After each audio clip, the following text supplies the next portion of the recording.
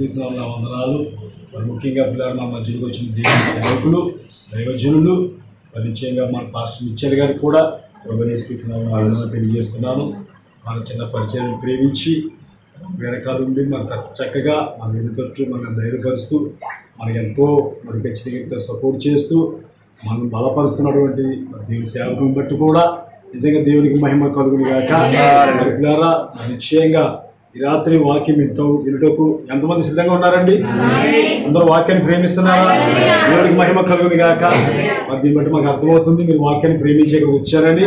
దేవుడికి స్తోత్రం కలుగును గాక. తదుపరి మనకు ప్రభురాత్రి భోజనం ఉంది కాబట్టి ఖచ్చితంగా ఇవన్నీ కూడా దేవుని ఆత్మ ద్వారా నడిపించబడాలని కోరుకుంటున్నాను పిల్లరా. మరి ఎంతమంది ఎంత ప్రయాసపడినా ఇది పెందరగానే ప్రారంభిద్దామని అది అవ్వట్లేదు. అది ఎవరి మీద ఆధారపడి ఉందంటే విశ్వాసాలు మీ మీద ఆధారపడి ఉంది. అది ప్రతిదీ కూడా దేవుని మీద పెట్టే కంటే మీ సమస్త భారం నా మీద పెట్టమన్నాడు కదా అని చెప్పేసి మనం లేటుగా వచ్చి ఆ భారం కూడా ఆయన మీద పెట్టేది కూడా మాది న్యాయం కాదు. దేవుడికి మహిమ కలుగును కాదు.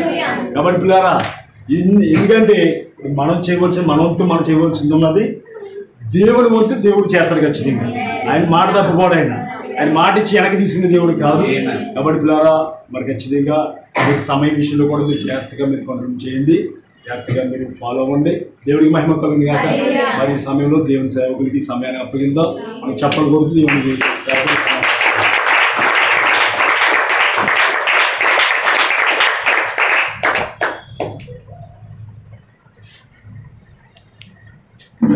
దేవుడికి స్తోత్రం కలుగును. హల్లెలూయా. సమయంలో చిన్న వాక్య భాగం చదువుకుందాం.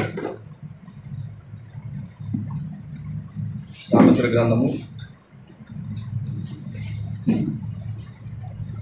14వ అధ్యాయం 26వ వచనం.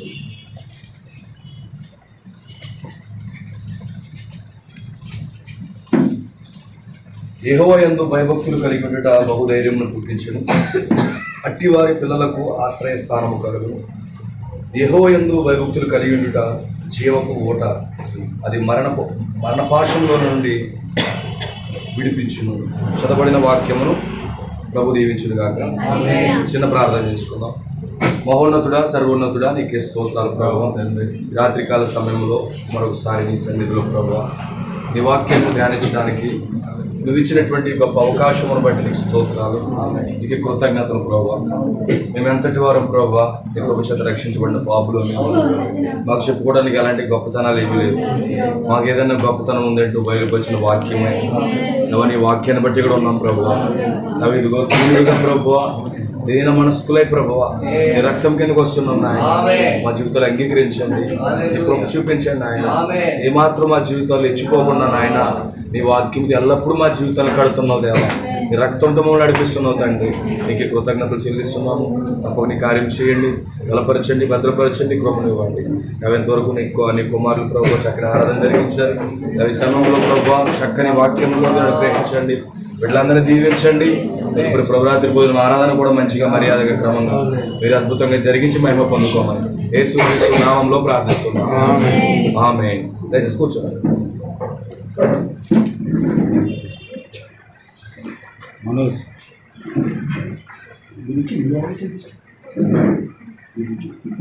దేవుడికి స్తోత్రం కలుగును కాక. చాలా సంతోషంగా ఉన్నారు, అందరూ సంతోషంగా ఉన్నారని అనుకుంటున్నాను నేను. ఎందుకంటే మీ ముఖాలు చూస్తే సంతోషంగా ఉన్నారని అర్థమైపోతున్నారు. ఎందుకంటే కొన్నిసార్లు ముఖాలు చూసినప్పుడు కొంచెం బాధ, దుఃఖము అన్నీ కనబడుతూ ఉంటాయి. కానీ ఇప్పుడు మీరు చక్కటి ఆరాధన చేశారు, మీ ముఖాల్లో ఆనందం కనబడుతుంది, మీ ముఖాల్లో సంతోషం కనబడుతూ ఉంది. పరిశుద్ధ గ్రంథం మాట్లాడుతూ ఉంది. ఎవరైతే వాక్యాన్ని బట్టి విడిపించబడతారో వారి ముఖాల్లో ఆనందం కనబడుతుంది. విమోచింపబడిన వారి ముఖముల మీద శక్తి ఆనందం ఉంటుందంట. నీకు ఆనందం ఉంటుందంటే దానికి కారణం ఏంటంటే నువ్వు వాక్యము చేత నువ్వు విడిపించబడ్డావు, లోకంలో నుంచి నువ్వు వేరు చేయబడ్డావు. హల్లెలూయా. ఏ వ్యక్తి అయితే వేరు చేయబడతాడో ఆ ముఖంలో సంతోషం ఉంటుంది, ఆనందం ఉంటుంది. అతను ఏమాత్రం కూడా భయం అనేది ఉండదు. ఎంతమందికి అర్థమవుతుంది? నిజంగా మరోసారి మధ్యలో ఉండడాన్ని బట్టి నేను చాలా సంతోషిస్తున్నాను. దైవజనులు చక్కగా ఆదరిస్తున్నారు, ఆయన పక్షంగా మీరు నిలబడుతున్నారు. ఇంకా నిలబడండి. ఆయన ద్వారా దేవుడు మిమ్మల్ని దీవిస్తూ ఉన్నాడు. ఆ యొక్క మార్గాన్ని మాత్రం పోగొట్టుకోకూడదు. ఈరోజు చాలా మంది ఆ మార్గాన్ని పోగొట్టుకుంటారు. ఇప్పుడు కూడా దైవజనుడు ద్వారానే సంఘాన్ని దీవిస్తూ ఉంటాడు. ఎందుకంటే ఆయన పెట్టినటువంటి పాత్ర నేను ఎప్పుడు ఉల్లంఘించడు. ఆ సేవకుని పెట్టినప్పుడు ఆ సేవకుని బట్టి ఆ సంఘాన్ని దీవిస్తాడు. ఆయన మార్గం తప్పి మనం ఇంకో రకంగా దీవించబడాలంటే దీవించబడలేము. సో తప్పనిసరిగా మీరు ఎప్పుడు సహకారులుగా మీరు ఉండండి. పరిచయల్లో సహకరిస్తూ ఇంకా మందిరం కూడా నిర్మాణం అవుతుంది. త్వరలోనే ఆ మందిరం పూర్తయిపోతే చక్కగా అక్కడే మీరు ఆరాధన చేసుకోవచ్చు. అప్పుడప్పుడు మేము కూడా చక్కగా సహవాసం చేయడానికి కూడా వస్తాం. సో దాన్ని బట్టి కూడా సంతోషిస్తున్నాను. సహకరించండి. జనాల బట్టి మీరు ఏమో ఆలోచించొద్దు. ఎక్కడైతే 2 లేక 3 ఆయన నామంలో కూడి ఉంటారో అక్కడ ఆయన ఉంటారని చెప్పారు. ఈరోజు చాలా వేలాది మంది ఉంటున్నారు, కానీ అక్కడ దేవుడు ఉండట్లేదు. అవునా కదా? సంఖ్య కాదు దేవుడు ఉన్నాడని రుజువు. ఆమేన్. అక్కడ దేవుడి యొక్క వాక్యమే రుజువై ఉన్నది. ఈరోజు చాలా సంఖ్య ఉంటుంది. ఆ సమయాన్ని కాలక్షేపం చేసుకుంటూ టైం పాస్ చేసుకుంటూ వాళ్ళు ఏం చేస్తారంటే ప్రజలను మభ్య పెడుతూ కల్పన కథలు చెప్తూ వాడు చేస్తూ ఉంటారు. కానీ దేవుడు ఎక్కడైతే ఉన్నాడో అక్కడ విడుదల ఉంటుంది, అక్కడ స్వతంత్రం ఉంటుంది. అందుకే బైబిల్లో మాట ఉంది, సత్యము మిమ్మల్ని స్వతంత్రులుగా చేస్తుంది. ఆ కారణాన్ని బట్టి మీ ముఖాల్లో సంతోషం ఉంది. హల్లెలూయా. సో కొన్ని మాటలు మాత్రమే వాక్యంలో నుంచి ధ్యానించేద్దాం. నేను చెప్పాను కదా, ఎప్పుడు ఫ్రెండ్షిప్ చేయడానికి వస్తాను నేను. ఆమేన్. ఫ్రెండ్షిప్ వరకు వచ్చాను. ఫ్రెండ్షిప్ అంటే ఒకరు మాట్లాడుతుంటే ఒకరు వింటారు. అవునా కదా? ఒకరు మాట్లాడుతూ ఒకరు వింటుంటారు. మీరు మాట్లాడుతూ నేను వింటాను. ఆమేన్.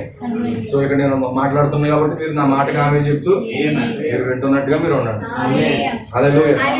సో దైవజనులకు కూడా ప్రత్యేక వందనాలు తెలియజేస్తున్నాను. కుటుంబానికి దేవుడు చక్కగా పరిచయం జరిగిస్తాడని నమ్ముతున్నాను. ఇంకా తీసుకువెళ్తున్నాడు.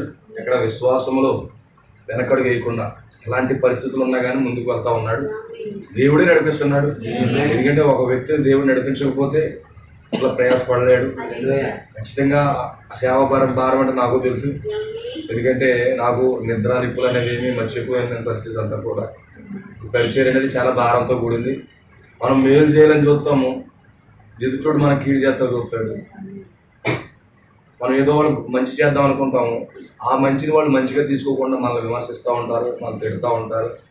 అన్ని ఫ్యామిలీ విషయాల్లో సేవకుడు జోక్యం చేసుకుని వాడిని సమాధానపరచాలనుకుంటాడు. కానీ ఆ కుటుంబంలో విడిచిపెట్టిన దెయ్యాలు సేవకుడు కుటుంబం మీద కూడా దాడి చేస్తాయి. సో అందుకే సంఘం అనేది ఎప్పుడు కూడా దైవజనుడికి సహకరిస్తూ ప్రార్థిస్తూ ఉండాలి. ఎందుకంటే అనేక కుటుంబాలకు వాక్యం చెప్తాడు, అది తన కుటుంబం మీద దాడి చేస్తాడు, తన పిల్లల మీద దాడి చేస్తాడు అపవాది. సో అన్నిటికంటే చాలా కష్టమైన పోస్ట్ ఏదైనా ఉందంటే భూమి మీద పాస్టర్ పోస్టే కష్టం. పాస్టర్ పోస్ట్ అనేది చాలా కష్టం. సువార్తికుడి పోస్ట్ కూడా చాలా సులువే, కానీ కాపరిగా ఉండడం అనేది చాలా చాలా కష్టమైన పని. అయినప్పటికీ దేవుడు అభిషేకించినప్పుడు ఆ కష్టములో ఇబ్బందుల్లో కూడా దేవుడు నడిపిస్తాడు. ఆమేన్. అయితే ఎల్లప్పుడూ సంఘము ప్రోత్సహిస్తూ ప్రార్థన చేస్తూ సపోర్ట్ చేస్తూ ఉండాలి. అన్ని రకాలుగా సపోర్ట్ చేయాలి. అది స్పిరిచువల్గా, ఫిజికల్గా, ఫైనాన్షియల్గా అన్ని రకాలుగా సంఘం ఎప్పుడైతే సపోర్ట్ చేస్తుందో అప్పుడు ఆయన కూడా చక్కగా పరిచయం చేసి ముందుకు వెళ్ళడానికి చక్కటి అవకాశం ఉంటుంది. పరిచర్య ఆ భారము ఆ కష్టం నేను కూడా పడుతున్నాను కాబట్టి వాస్తవానికి చాలా ఓపిక లేని పరిస్థితుల్లో ఉన్నాను నేను. అయినప్పటికీ దేవుని యొక్క సన్నిధిలో ఉంటే గొప్ప దీవెన ఆశీర్వాదం వస్తుందని చెప్పేసి నేను ఎక్కువ దేవుని సన్నిధిని ఇష్టపడతాను. నాకు ఎక్కువ ఇష్టపడంటే ప్రభు సన్నిధిలో గడపడం అంటే చాలా ఇష్టం.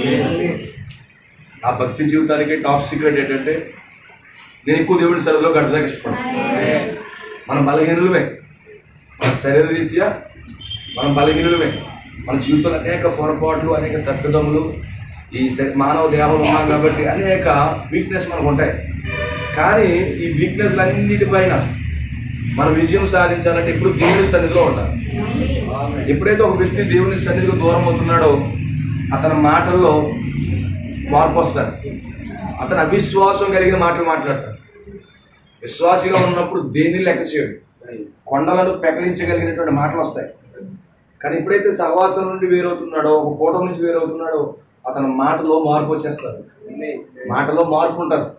అతని మాటలు బలహీనంగా ఉంటాయి, వాక్యానికి సపోర్ట్ చేయు, ఆటోమేటిక్ వీక్ మాటలు మాట్లాడతాడు. బలహీనమైన మాటలు మాట్లాడి ఆ విధంగా స్లోగా అలా లోకంలోకి జారిపోతాడు. కానీ ఇప్పుడు బలంగా ఉండాలంటే దేవుని సన్నిధిలో ఉండు. నువ్వు దేవుని సన్నిధిలో ఉండు, ఖచ్చితంగా నువ్వు ఆశీర్వదింపబడతావు. ఎప్పుడు కూడా మిస్ చేసుకోవద్దు. జనాలు ఎప్పుడు చూడద్దు. ఎత్తబాటు జరిగితే అది నీకే జరిగితే సరిపోతుంది.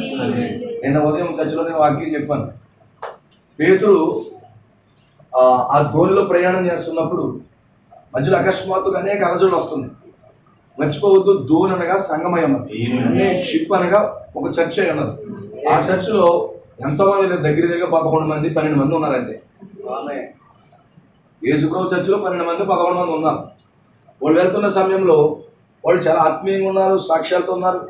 అకస్మాత్తుగా ఏం జరిగింది? తుఫాన్ వచ్చేసింది, అలజడులు వచ్చేసాయి, వీళ్ళ జీవితంలో గందరగోళం ఏర్పడింది.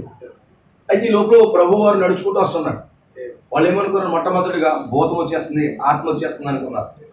ఆ తర్వాత ఏమన్నాడు? మీరు భయపడకండి, అది నేనని చెప్పాడు. ఎప్పుడైతే భయపడకండి అది నేనని చెప్పాడో అప్పుడు పేతురు అంటాడు, ప్రభు అది నీవే అయితే, అది నీవే అయితే. అవును, అది ఆయనే, 100% ఆయనే. హల్లెలూయా. చూడండి, అక్కడ కష్టాలన్నీ దిగి వస్తున్నాడు, వాళ్ళు మరణంలో దిగి వస్తున్నాడు. ఆమేన్. కొన్నిసార్లు నువ్వు మునిగిపోతున్న సమయంలో నీ చేపట్టుకుంటాడు ఆయన. ఒకసారి దేవుడిని ఎన్నుకుంటే నీ జీవితాన్ని మాత్రం అన్నట్టుగా విడిచిపెట్టాడు. నీవు ఆయన వదిలేయడానికి ప్రయత్నం చేయాలి తప్ప నిన్ను ఎన్నుకున్నప్పుడు నిన్ను విడిచిపెట్టడు, నీ వెంటే పడతాడు ఆయన. అయితే ఇక్కడ పేతురు, ప్రభువా అది నీవైతే నేను వచ్చినట్లుగా నాకు సెలవిమ్మని అడిగాడు. నేను వచ్చినట్లుగా సెలవిమ్మని అడిగినప్పుడు వెంటనే ఏం చేశాడు? నువ్వు రా అని చెప్పాడు. ఇక్కడ పేతురు ఏం మాట్లాడుతున్నాడంటే మేము అందరం వచ్చినట్లుగా అంటలేదు, నేను వచ్చినట్లుగా అంటున్నాడు. అంటే అందరి కోసం కాదు, వ్యక్తిగతంగా ఆయనే 3వ ఇడుగులో నడవాలనుకుంటున్నాడు. యేసు ప్రభువే నీటి మీద నడవాలనుకుంటున్నాడు. ఈరోజు సంఘం ఏంటంటే వారు పోలిక, వీరు పోలిక, వాళ్ళతో వీళ్ళతో, వారు రాలేదు వీరు రాలేదు అని మనం ఆలోచన చేసుకుంటూ వెళ్తాము. కానీ పేతురు అయితే నేను ఒక్కడే నడుస్తాను. అందుకే సంఘంలో ఎవరు వస్తున్నా ఎవరు రాకపోయినా నువ్వు అనుకోవాలి, నాకు ఎవరితో సంబంధం లేదు. ఆమేన్. ఒకవేళ నువ్వు ఒక్కరుంటే పాస్టర్ గారు వాక్యం చెప్పట్లేదా? చెప్తారు ఖచ్చితంగా. ఇద్దరుండే వాక్యం చెప్పట్లేదా? చెప్తారు ఖచ్చితంగా. ఆమేన్. ఒకరున్నా ఇద్దరున్నా వాక్యం చెప్తారు దైవజనం. అప్పుడు అనుకోవాలి, అందరితో నాకు పని లేదు, నేను ఒక్కరిదానైనా ప్రభు సన్నిధికి వచ్చి నేను దేవుడిని ఆరాధిస్తాను, నాకు జనాలతో పని లేదు. ఆ విధంగా పేతురు వలే చెప్పాలి. ఎప్పుడైతే అలా చెప్తున్నావో పేతురు ఏం చేశాడు? నీటి మీద నడవడం ప్రారంభించేశాడు. నువ్వు నడుస్తావు, సహవాసంలో బాగా నడిచే కొద్ది ఎవరో ఒకరు ఎదురు అంటారు మళ్ళా, ఎప్పుడు మా అంత లేదు, ప్రతి కూటానికి వచ్చేస్తున్నాడు, ఏం పెట్రోలు ఎక్కువైపోతుంది అనుకుంటే అతనికి డబ్బులు ఎక్కువైపోతున్నాయి అనుకోవచ్చు. రకరకాల మాటలు వినపడతాయి. అప్పుడు ఆ మాటలు కనుక నువ్వు విన్నావు అనుకో, పేతురు విన్నాడు అలాంటి మాటలు, వెంటనే నీటిలోకి వెళ్ళిపోయాడు. అర్థమవుతుందా? ఏ నీరైతే అది ముంచేయాలనుకుందో ఆ నీటి మీద పేతురు నడిచాడు. ఏ దెయ్యాలైతే పేతురును ఓడను ముంచేయాలనుకున్నారో ఆ దెయ్యాన్ని పేతురు తొక్కాడు. మళ్ళీ లోపల ఎవరో స్వరం విని ఏం చేశాడు? నీటిలోకి దిగిపోయాడు. సో మనం ఎవరి మాటలు, వాళ్ళ మాటలు, వీళ్ళ మాటలు అంటే మనం బలహీనం అవుతాం. కానీ ఎప్పుడు కూడా భక్తి జీవితం ఎప్పుడు కూడా ప్రభు ఏం చెప్పాడు, లేఖనములు ఏం చెప్తున్నాయి, వాక్యం ఏం మాట్లాడుతుంది, దైవజనుడు ఏం మాట్లాడుతున్నాడు, వర్తమానం ఏం చెప్తుంది, దాని వైపే చూసి నడిచావు అనుకో నువ్వెన్నడెన్నడికి పడిపోవు. అందుకే మన ప్రవక్త ఒక స్టోరీ చెప్పాడు. ఏంటది?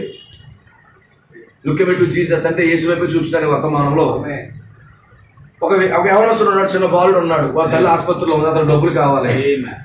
ఎలా డబ్బులు సంపాదించాలి, నేను చాలా ఆపదలో ఉన్నాను అనుకునేటువంటి సమయంలో అతను అనుకున్నాడు అక్కడ సైకిల్ పోటీ జరుగుతుంది. ఇతనికి సైకిల్ మామూలుగా తొక్కుతాడు తప్ప పెద్ద అలవాటు ఏమీ లేదు. అయితే ఎలాగైనా అక్కడ పోటీలో విజయం సాధిస్తే ఎంతో కొంత డబ్బులు వస్తాయి, తన కుటుంబ పరిస్థితులు మారతాయి అనుకున్నాడు. ఇప్పుడు అందరూ కూడా సైకిల్ తొక్కుతుంటేనంట, నీకు ఎప్పుడు సైకిల్ తొక్కావా, మేము రేసింగ్కి వెళ్ళాం తెలుసా, మేము ఎలాగైనా తొక్కేస్తాము, మేమెక్కడా నువ్వెక్కడా, నీ బ్రతికెక్కడా, మేమెక్కడ అని చెప్పి విమర్శించడం మొదలు పెట్టారు. అతను ఆ విమర్శలు ఏం పట్టుకోలేదు. అతని లక్ష్యం ఒకటి ఏంటంటే ఈ ప్రైజ్ మనీ రావాలి, నా కుటుంబ పరిస్థితి బాగుండాలి, అదే టార్గెట్ పెట్టుకున్నాడు. వెంటనే సైకిల్ ఎక్కాడు. అక్కడ వరుసలో పెట్టారట. ఆ వరుసల్లో తొక్కుంటూ వెళ్ళి గమ్యానికి చేరుకున్నాడంట.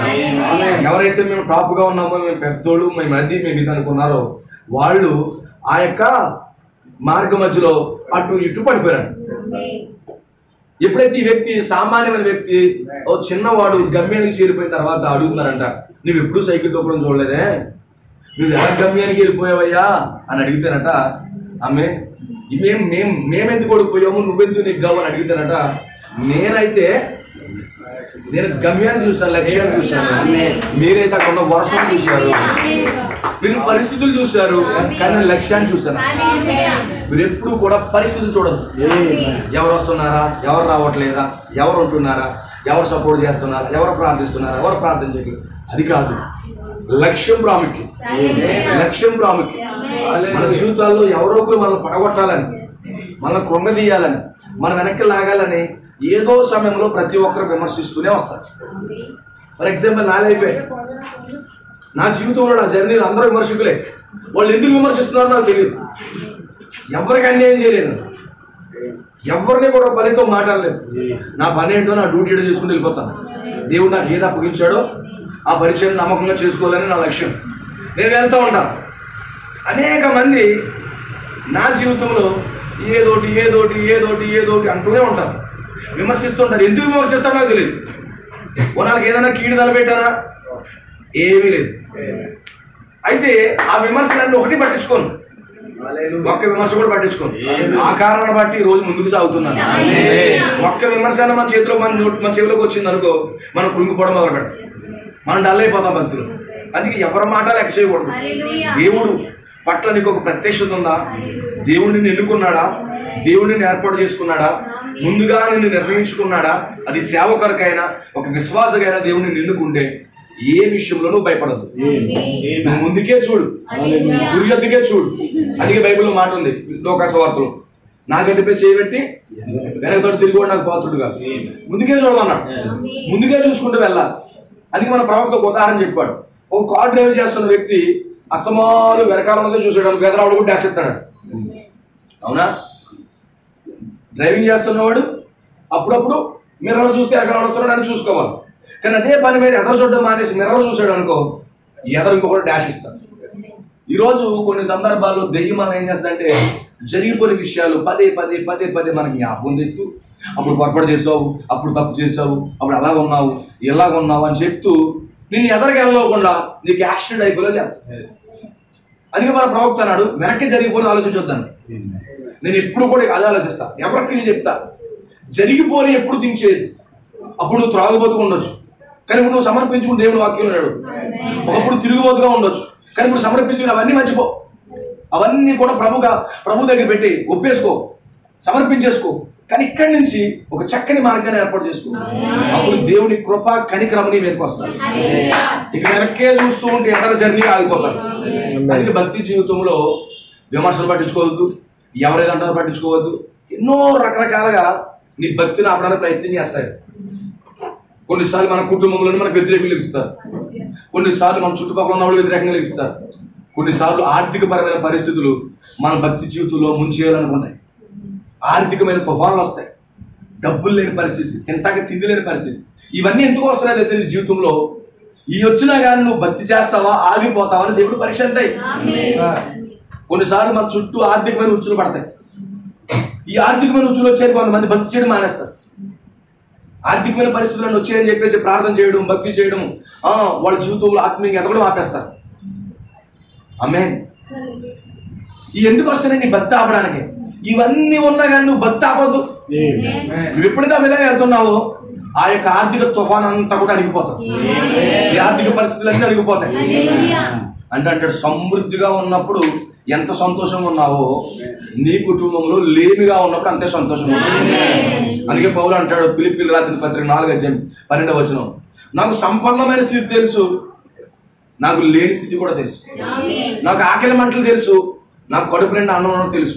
నాకు లేమి తెలుసు, కలిమి తెలుసా. అంటే ఏ పరిస్థితి అయినా మనము సంతోషంగా ఉండాలి. అది దేవుడు మనం నేర్పిస్తాడు. ఆమేన్. ఈ రోజు యుద్ధంలో ఎగ్జామ్ హాల్ ఉన్నది ఎవరంటే మనమే. ఎగ్జామ్ హాల్లో ఉన్నామంటే పరీక్షలు ఎదుర్కోవచ్చు. ఎవరు రాయాలి ఎగ్జామ్ హాల్కి వెళ్ళి రాస్తాడు. బయట రోడ్ల మీద తిరిగి కూడా ఎగ్జామ్ హాల్ రాయడు. ఇప్పుడు మనం ఎక్కడ ఉన్నాం? ఎగ్జామ్ హాల్లో ఉన్నాం. మరి ఎగ్జామ్ హాల్లో పరీక్షలు ఉంటాయా? మన వ్యక్తిగత జీవితంలో అన్ని పరీక్షలు ఉంటాయి. ఆమేన్. పరీక్షలన్నీ వస్తాయి. ఈ పరీక్షలన్నీ వచ్చిన తర్వాత మనము దేవుడి సహాయంతో మనం ముందు అడుగులు వేసుకుని వెళ్ళిపోవాలి. దేవుడికి స్తోత్రం కలుగుతాడు. ఒక రోజు మోషే ఉన్నాడు. మోషే ఐగుప్తులో నుంచి ప్రజలందరూ విడిపించుకుంటూ వచ్చాడు. ఫరోని ఎదిరించాడు. ఫరో ఇబ్బందికి గురి చేశాడు, చాలా చాలా బాధ పెట్టేశాడు. చాలా వాళ్ళు ఇశ్రాయేల్ ప్రజలందరూ వెట్టి చాకరీ చేసుకుంటూ వెళ్ళిపోయాడు, వెట్టి చాకరీ చేయించేశాడు. అయితే మోషే అక్కడికి వచ్చి వాళ్ళు విడుదల తీసుకొచ్చాడు. మోషే వాళ్ళని ఎప్పుడైతే ఐగుప్తు దేశంలో నుంచి ఎర్ర సముద్రం తీసుకొచ్చాడో మళ్ళీ పరిస్థితులు కఠినంగా మారిపోయి. విశ్వాస జీవితంలో గుర్తుపెట్టుకోండి, ఎత్తు ఉంటుంది, పల్లం ఉంటుంది. అది లేకుండా నీ జీవితం అనేది ముందుకు సాగలేదు. నువ్వు ఎప్పుడు కూడా నేను పైన ఉండాలని కోరుకోదు. దేవుడు నిన్ను కిందకే నడిపిస్తాడు, మరలా పైన కూడా పెడతాడు. విశ్వాస జీవితం అనేది అలాగే ఉండాలి.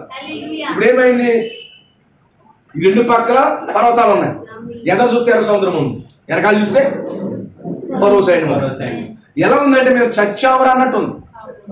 ఎలా ఉంది, ఇదే నా బ్రతుకు ఫుల్ స్టాప్ అన్నట్టు ఉంది. మన జీవితం కొన్నిసార్లు ఇక నా లైఫ్ అయిపోయింది, నేను జీవితంలో ఇరుక్కుపోయాను, నా జీవితం ముగించబడిపోయిందని మనం అనుకుంటూ వచ్చేస్తాం. కానీ ప్రవక్త ఆ స్థితిలో కూడా విశ్వాసాన్ని వదిలిపెట్టొద్దాను. అప్పుడు మోషే అడుగుతున్నాడు, ప్రభువా మాకు ఎలాంటి అవకాశం లేదు, చుట్టూ శత్రువులు ఉండిపోయారు.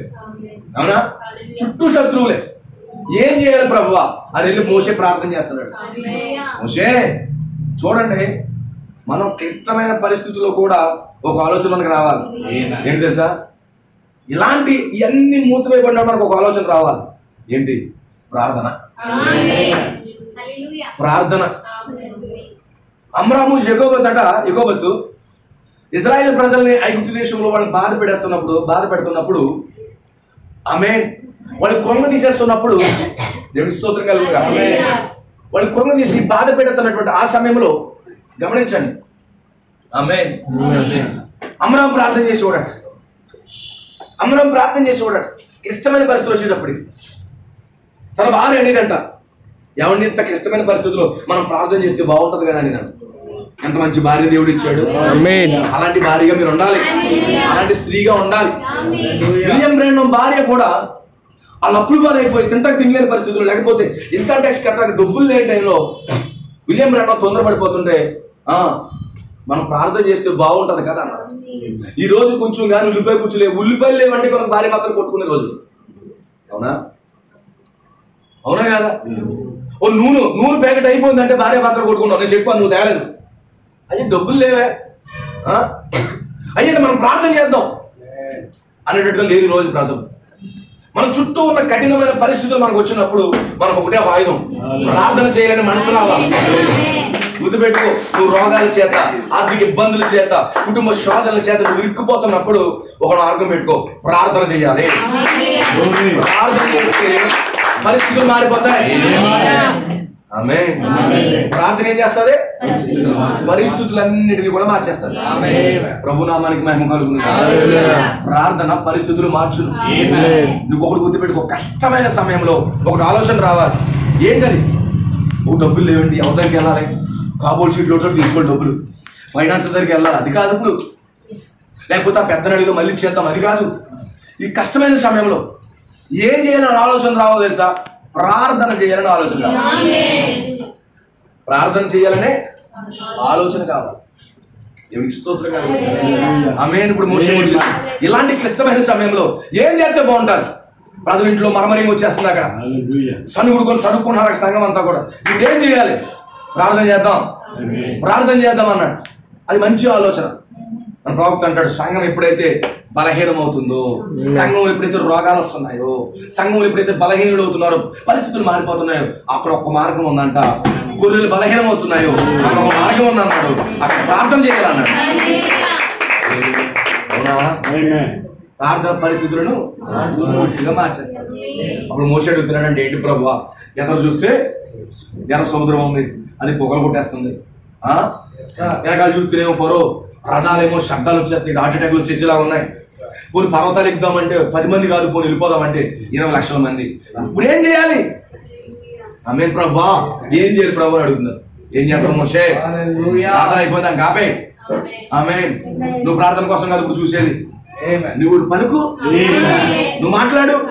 నువ్వు మాట్లాడితే జరుగుతుంది కదా, నువ్వు మాట్లాడితే కార్యాలు జరుగుతాయి కదా అని ఎప్పుడైతే మోషేకి దేవుడు చెప్పాడో, వెంటనే అన్నాడు, ఎర్ర సముద్రమా మాకు దారి అడ్డు తొలగిపోన్నాడు. ఏదైతే మరణం ఎదరుందో ఆ మరణంతో మోషే మాట్లాడుతున్నాడట, అడ్డు తప్పుకో. నువ్వు మాట్లాడాలి, ఆర్థిక పరిస్థితులు అడ్డు వచ్చినాయి వీరి కుటుంబంలో. ఆర్థిక పరిస్థితులు, మేము వాగ్దాన దేశం వెళ్లకుండా ఆపుతున్నాం. ఈ ఎర్ర సముద్రం ఎందుకు వచ్చింది అడ్డుకు?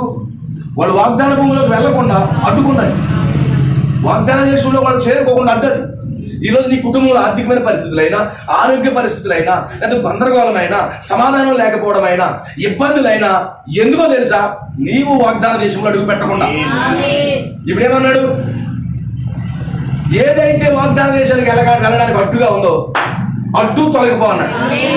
అన్నాడా? నీ భక్తి జీవితానికి ఏది అడ్డు వచ్చినా అటు తప్పుకో. నేను భక్తి చేసుకోవాలి, నేను దేవుడి సన్నిధికి వెళ్ళాలి, నేను ప్రార్థన చేయాలి, నా యొక్క వ్యక్తిగత జీవితాన్ని ముందుకు తీసుకెళ్ళాలి. తప్పుకో, ఆరోగ్యమా తప్పుకో. ఏది అడ్డు వచ్చినా నా భక్తి జీవితాన్ని మీరు పక్కకు లేకండి, నేను ముందుకే వెళ్ళాలి. ఇలా మొండిగా మారండి భక్తి జీవితంలో. అడగండి, డైరెక్ట్ గా మాట్లాడండి. అడ్డు తప్పుకుంటావు, తప్పుకోవా? అడ్డు తప్పుకో, నేను భక్తి చేయాలి.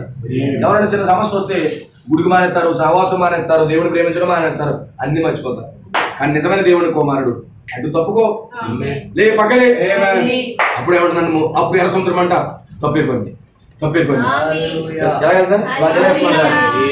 ఎలా వెళ్తున్నా? ఆమేన్, హల్లెలూయా. ఎలా మార్చాడంటే సముద్రాన్ని? ఎండిపోయిన నేలగా మార్చాడు. అవునా? అది పచ్చ పచ్చగా ఉంది, ఎండ కొట్టేశాడు. దాని అర్థమైతే తెలుసా? జీవము లేకుండా చేశాడు. ఎండిపోవడం అంటే ఏంటి? జీవం లేకపోవడం. ఇప్పుడు ఎర్ర సముద్రానికి దేవుడు జీవం లేకుండా మార్చేశాడు. ఇప్పుడు ఎలా నడుతుంది తెలుసా? ఆరిన నేల. అవునా? సముద్రం ఎప్పుడైనా నువ్వు ఏమైనా చూసి ఎక్కడ అడుగుంటుందో? ఇక్కడ సైంటిస్టులు చేస్తున్నారంట, అగాధం అగాధం అగాధం ఎక్కడ అడుగేదో తెలియదంట, ఎక్కడ చివరి అడుగు ఉంటుందో తెలియదు. కానీ వీళ్ళందరూ కూడా ఆ ఇసుకలు ఆరిపోయిన నేలలో నడుస్తున్నారా? అడ్డు తప్పుకుంటున్నది, అడ్డు తప్పుకోవాలి. నీకు గుర్తుపెట్టుకో, నీ భక్తి జీవితానికి ఏది అడ్డుగా ఉన్నా అది తప్పుకుంటుంది.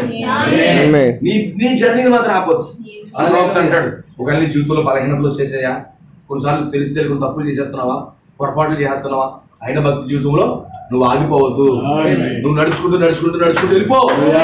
ఏ విషయంలో ఆగిపోవద్దు. నీ విధి నిర్వహణలో కొనసాగుతూ వెళ్ళాను. సేవకుని కూడా అలాగే అన్నాడు. ఆమేన్, హల్లెలూయా. విధి నిర్వహణలో నువ్వు ముందుకు సాగు.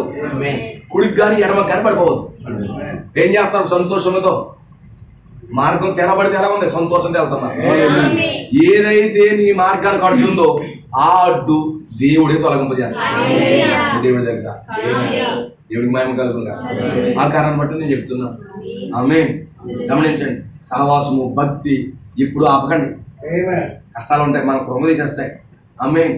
మనం బలహీనపరిచేస్తాయి, మన చుట్టూ ఊపిరాడకుండా చేస్తాయి. అప్పుడు ఒకటే ఒక ఆయుధం ఉంది, ప్రార్థన. ఊపిరాడకుండా చేస్తాడు. నీ భార్య, నీ పిల్లలు, నీ కుటుంబం అంతా కూర్చుంది ఆ కత్తి తీసుకుని చీల్చేయడమే ఏదైతే అడ్డు వచ్చిందల్లా. ఆమె మన ప్రవక్త అన్నాడా? ప్రార్థన అంటే ఈ ఖండంలో నుంచి ఆ ఖండంలో ఉన్నటువంటి వ్యక్తులు కొడుతుంది అన్నాడా? అవునా? మన ప్రవక్త ఏమన్నాడు? దేవుని స్తోత్రం కలుగుతాడు. హల్లెలూయా. మన ప్రవక్త ఏమన్నాడు? ఒక బలహీనుడు ప్రార్థన చేస్తే పాతాళం అంతయు షేక్ అవుతాడు. దెయ్యాలు బంకర్లో దాగున్నా గానీ ఆ బంకర్ని పేరు చేసే ప్రార్థన ఈ రోజు వధువుకిచ్చాడు. ఇప్పుడు యుద్ధాల్లో దాకోవడానికి ఏం చేస్తారు వాళ్ళు? బంకర్లో దాకుండా. అవునా? ఈ అమెరికా గవర్నమెంట్ ఆ బంకర్లో దాకుండా గడాఫీలు లాక్కొచ్చి అమ్మితే ఇప్పుడు మన పరలోకం గవర్నమెంట్ ఏ దెయ్యం బంకర్లో దాకున్నా కానీ అది ఏమవుతుందట? ప్రార్థనని బాంబు వేస్తే అది తేలిపోతారు. ఈ రోజు శక్తివంతమైన ప్రజలు ఎవరో తెలుసా?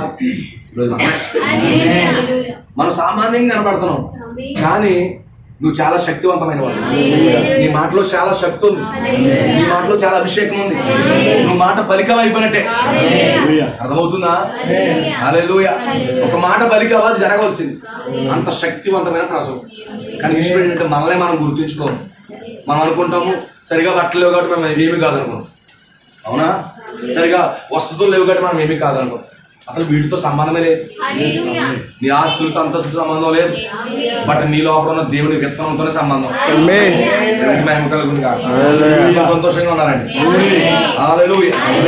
సో ఇక్కడ చదువుకున్నటువంటి బ్లాక్ కొన్ని మాటలు అని చెప్పేసి ఆమేన్ ముగించేస్తాను. జాగ్రత్తగా గమనించాలి. ఇక్కడ సామెతల్లో సొలొమోను మాట్లాడుతున్నాడు. సొలొమోను ఎవరో కాదు, మన ప్రభువైన యేసుక్రీస్తు. Is the type of Christ. అంటే యేసుక్రీస్తుకు మాదిరిగా ఉన్నాడు. సొలొమోను యేసుక్రీస్తుకు మాదిరి. మన ప్రవక్త అంటాడు సొలొమోను కంటే గొప్పవాడు ఇక్కడ ఉన్నాడు. సొలొమోను కంటే గొప్పవాడు ఎవరు? మన ప్రభువైన యేసుక్రీస్తు. ఇప్పుడు మన ప్రభువైన యేసుక్రీస్తు కూడా కొన్ని మాటలు మాట్లాడుతున్నాడు. ఈ విధంగా చెప్పొచ్చు అంటారా? ఈ సొలొమోను మాటలుగానే తీసుకోవట్లేదు, కానీ ప్రభువైన యేసుక్రీస్తు మాటలుగానే తీసుకుంటున్నాడు. సొలొమోనుకి జ్ఞానం ఇచ్చింది ఎవరు? దేవుడే. పరిశుద్ధాత్మను ఇచ్చాడు కాబట్టి రాశాడు. అది సొలొమోను మాటలు కాదు. ఏ వ్యక్తి కూడా దేవుని యొక్క ఆత్మ సహాయం లేకపోతే ఆ వ్యక్తి అక్కడ మాట్లాడలేడు. పరిశుద్ధాత్మ వ్యక్తి లేకపోతే అక్కడ అలాంటి కార్యము జరగదు. హల్లెలూయా. ఇక్కడ మాట్లాడేది ఏంటంటే, ప్రియమైన సోదరులు జాగ్రత్తగా గ్రహించండి. యెహోవా యందు భయభక్తులు కలిగి ఉంటుట బహుధైర్యం పుట్టిస్తారు. ఎంత బాగున్న మాట. ఆమేన్. బైబిల్లో మాట ఉంది, నీతిమంతులంట సింహం వలె ధైర్యంగా ఉంటారు. అవునా? ఈ రోజు మనకి నీతి ఉందా? ఎవరు నీతి ఇచ్చాడు? దేవుడు మనకే. మన నీతి కాదు. నీకు నాకు ఏ నీతి ఉందా? మనకి ఏమన్నా నీతి ఉందా? మనం అయోగ్యులం. మనం అయోగ్యులమై ఉన్నాం. మనకు నీతి అంటే తెలియదు. నీతి లేని ప్రజలుగా ఉన్నాం ఒకప్పుడు. కానీ ఇప్పుడు నీతి మంతులకి ఎలా మార్చబడుతున్నాం అంటే, గమనించండి. ఏది అంట నీ వలే నా వలే బలహీనుడైన మనుషుడు. అతని జీవితంలో ఎత్తు పల్లాలు ఉన్నాయండి. ఆమె అతను నేను నీతి మంతుడిని కాదు అని ఒప్పుకున్నాడు. నేను నీతి మంతుడిని కాదని. కానీ అయినప్పటికీ దేవుడు అతను నీతి మంతుడిగా మార్చాడు. అతను నీతి మంతుడిగా మార్చడానికి గల కారణం ఏంటంటే, నేను యోగ్యుని కాదు ప్రభువా, ఓ నాలో పొరపాట్లు ఉన్నాయి దేవా, నాలో తప్పులు ఉన్నాయి ప్రభువా అని ఎప్పుడైతే ప్రభు ముందు ఒప్పుకున్నాడో ఆ మాటలను బట్టి అతను నీతిమంతుడు అయిపోయాడు. ఇప్పుడు నీతిమంతుడికి ధైర్యం ఎక్కువ. ఎవరైతే వాక్యం చేత కడగబడ్డారో, ఎవరైతే వర్తమానం చేత కడగబడుతున్నారో, వాక్యం వారి జీవితాలు రూపాంతరపరచబడుతుందో వాడు చాలా ధైర్యంగా ఉంటారు. ఓ నిజంగా నువ్వు వాక్యం నీ జీవితంలో తాగితే, పరిశుద్ధాత్మ నిన్ను తాగితే నీలో భయం అంతా పోతుంది. అందుకే నీతిమంతుడికి ధైర్యం ఎక్కువ. అవునా? భయభక్తులు కలిగి యెహోవా భయభక్తులు కలిగిన వాడికి ధైర్యం ఎక్కువ. అందుకే ఏలియాకి చాలా ధైర్యం ఎక్కడి నుంచి వచ్చింది? ఏలియాకి ధైర్యం ఎక్కడి నుంచి వచ్చింది? ఆమె అతని వాస్తవానికి అతని జీవితంలో తుప్పలాలు ఉన్నాయి, అతని జీవితంలో పొరపాట్లు ఉన్నాయి, అతని జీవితంలో తప్పిదాలు ఉన్నాయి. కానీ ఎందుకు అంత ధైర్యవంతుడు అయిపోయాడు? ప్రతిరోజు వెళ్ళివాడంట దేవుడి దగ్గరికి, ప్రభువా నేను అయోగ్యుడిని, ఆయన నా తప్పులు క్షమించు తండ్రి అని చెప్పేటప్పటికి, ప్రభు నీవే యోగ్యుడు నాయన, నీ ఒక్కడే నా నీతిమంతుడిగా చేయగల ప్రభు అని ఎప్పుడైతే చెప్పేవాడో, తన అయోగ్యతను ఎప్పుడైతే ఒప్పుకునేవాడో వెంటనే ఏలియాని నీతిమంతుడిగా మార్చేశాడు. ఇప్పుడు ఏలియాకు ఉన్నటువంటి రోషం బైబిల్ ఎవడకలేదు. అందుకే ఏలియా ఆత్మ 5 సార్లు వాడుకున్నాడు. ఎక్కడి నుంచి వచ్చిందా ఏలియాకు రోషం? అంత రోషం ఎక్కడిది? ఎందుకంటే అతను నీతిమంతుడై ఉన్నాడు. ఎవరిచ్చారు అతని నీతి? ప్రభు యొక్క నీతి అతనికి దేవుడు ధరింపజేశాడు.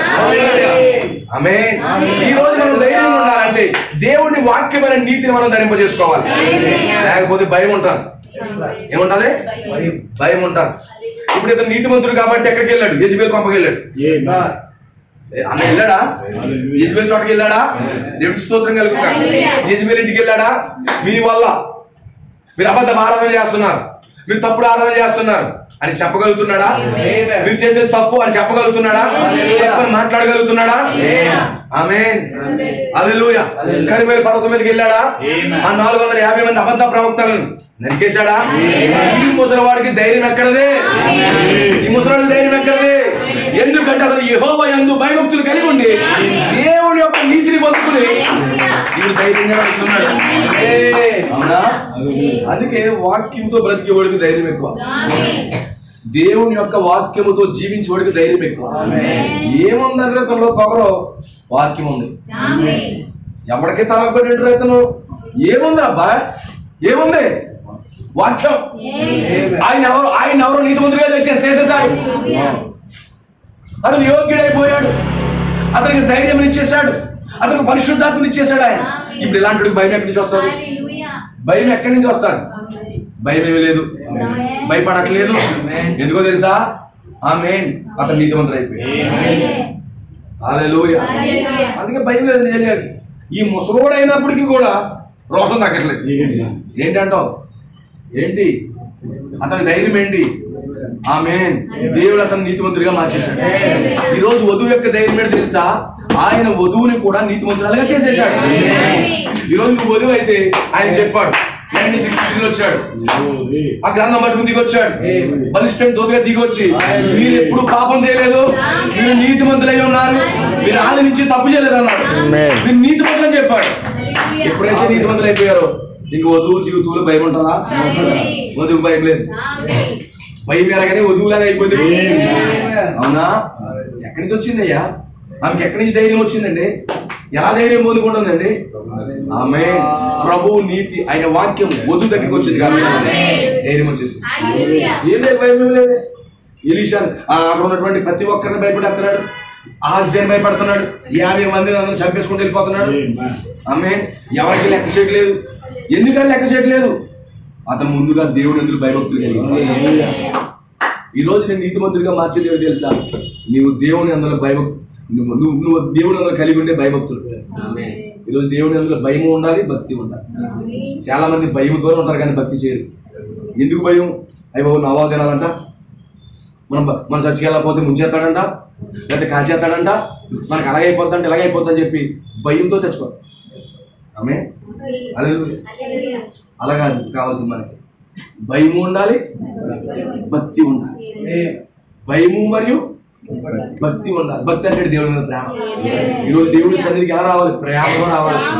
మాస్టర్ గారు ఏదో అంటారనేది కాదు, లేదా ఇంకో అంటారని కాదు, ప్రేమతో దేవుడి సన్నిధికి రావాలి. ఈ భయము భక్తి ఎప్పుడైతే నీ జీవితంలో ఉన్నాయో అదే నీ జీవితాన్ని ధైర్యం పుట్టిస్తుంది. నీకు ధైర్యం కలిగించేది అదే. నువ్వు భయపడవే కదా. ఆమె భయపడతావా? నెవర్. అన్ని ఏలియా జీవితంలో భయం లేదు. అవునంటారా? ఎందుకు భయపడతాడు? ఎక్కడికి వెళ్ళిన సువార్త పాటించేస్తున్నాడు. ఎందుకని? ధైర్యం ఉంది. ఏం దేని బట్టి? అతను తింటాకు కుండ కూడా లేదుందా? ఒక కుండ ఉందా వండుకోవడానికి? వచ్చిన దాకాన ఉందా? కుక్కర్ ఉందా? నీకున్నాయి కుక్కర్లో, గ్యాస్ స్టవ్ లాంటి ఏమైనా ఉన్నాయా?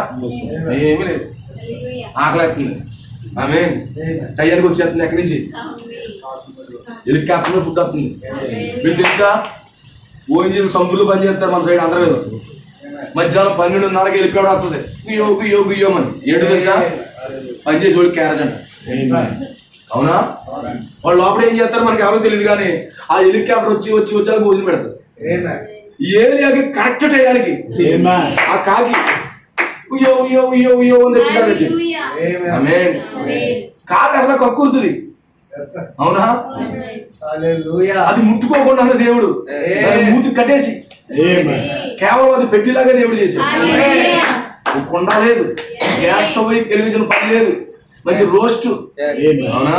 Chicken 65, chicken lollipop, chicken Manchuria, రోజు టేస్టులు తెచ్చేస్తున్నారు. అవునా? హల్లెలూయా. భోజనం కోసం భయం లేదు, ఏం తింటామన్న భయం లేదు, ఎవరిని లెక్క చేయట్లేదు. గొప్ప ఏలియాడు ఆయన. ఎందుకని అంత గొప్ప ఘనత ఇచ్చాడు? అతను దేవుడు భయము భక్తి కలిగి. ఈరోజు మనము దేవుడు అందులో భయము ఉండాలి, భక్తి ఉండాలి. రెండో ఉన్నప్పుడే మనం ఎదుగుతామండి. ఇక్కడ అదే మాట్లాడుతున్నాడు. యెహోవా యందు భయభక్తులు కలిగి ఉండుట బహుధైర్యమును కలిగిస్తుంది. కాన్ఫిడెన్స్ వస్తుందంట. ఆమె కాన్ఫిడెన్స్ అంటే ధైర్యం వచ్చేస్తుంది. కాన్ఫిడెన్స్ ఇచ్చేత. ఆమె ఈరోజు ఎప్పుడైతే నువ్వు భక్తి చేస్తున్నావో నేను ఎక్కడికి వెళ్తానో నీకు అర్థమైపోతుంది. నీ జీవితం మీద నీకు కాన్ఫిడెన్స్ వచ్చేస్తుంది. ఇప్పుడు నీ జీవితం మీద నీకు కాన్ఫిడెన్స్ అవసరం. అవునా? నీ జీవితం మీద నీకు కాన్ఫిడెన్స్ అవసరం. అర్థమవుతుందండి? హల్లెలూయా. లేకపోతే మన జీవితాల మీద మనకు నమ్మకం ఉండదు. నేను ఏమైపోతాను, నా జీవితం ఏమైపోతుందో, నేను ఎక్కడికి వెళ్ళిపోతాను, నా పిల్లల బతుకు ఏమైపోతాదు, మా ఊళ్ళో వెనకాల వాళ్ళు ఏమైపోతారో, డౌట్లు జీవితాంతం డౌట్లు. అవునా? కానీ వాక్యాన్ని నమ్మితే నీకంట పూర్తి నమ్మకం అనేది వచ్చేస్తారు. అవునా? కాన్ఫిడెన్స్ వచ్చేస్తుందట. ఎప్పుడు వాక్యాన్ని బట్టి నీకు కాన్ఫిడెన్స్ వస్తుందట. వాక్యాన్ని బట్టి ధైర్యం వచ్చేస్తుందట. నువ్వు చాలా సంతోషంగా ఉంటావాడు, చాలా ఉత్సాహంగా ఉంటావాడు. ఏమన్నా లెక్క చేయదు. ఏమండి బ్యాంక్ డబ్బులు అయిపోయినండి, ఆమె ఏమండి బియ్యం అయిపోతుందండి, గ్యాస్ సిలిండర్ ఊగేస్తుందండి, ఆయన భయం లేదు. అవునా? ఆయన అప్పుడు మీదకి వచ్చేస్తున్నారండి, ఆయన భయం లేదు. ఎందుకు ఎంత ధైర్యంగా ఎలా ఉండగలుగుతున్నావా? ఆమె ఇది సింహం గుండి కాదు, ఇది బ్యాడ్జర గుండి.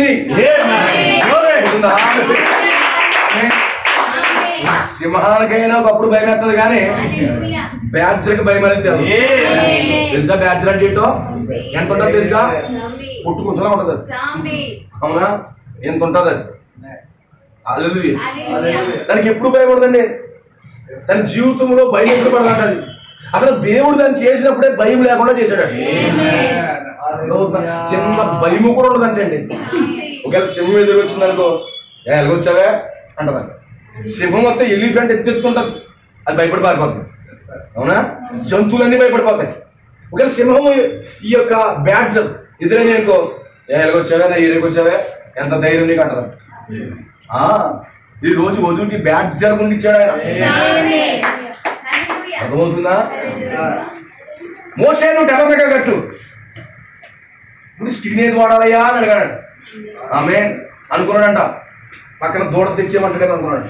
దూడ దగ్గర మేకదా అనుకున్నాడు. సింహం అనుకున్నాడంట. కాదు, ఆ పలానా చోట బ్యాడ్జర్ ఉంటుంది, దాని స్కిన్ కావాలా అన్నాడా? ఇప్పుడు దీని వెనకాలని నివసిస్తాను. నేను ఏ విధంగా అయితే ధైర్యంగా ఉంటానో ఆ జంతువు కూడా ధైర్యంగా ఉంటుంది. అవునా? దేవుడికి ఏదైనా భయం ఉందా? ఆమె బ్యాడ్జర్ కూడా భయం లేదు. ఈరోజు వధువు కూడా భయం లేదు. దేవుడికి భయం కలుగుదా? వధువుకి కూడా భయం లేదు. ఈరోజు బ్యాడ్జర్ గుండె దేవుడు వధువుకి ఇచ్చాడు. అది ఎక్కడా భయపడదంటే పాము గుట్టేస్తా భయం లేదు, సింహం వచ్చేంత భయం లేదు, చిరుతులు వచ్చేంత భయం లేదు.